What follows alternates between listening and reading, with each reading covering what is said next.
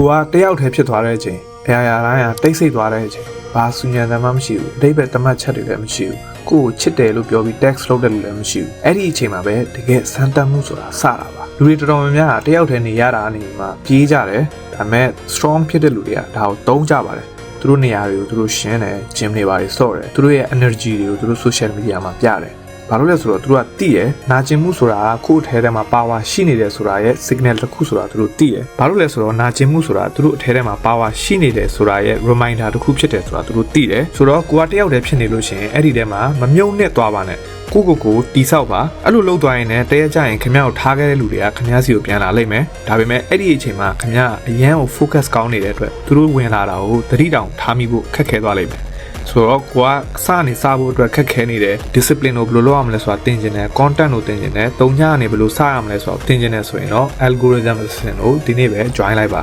bio မှာ link ပေးထားတယ်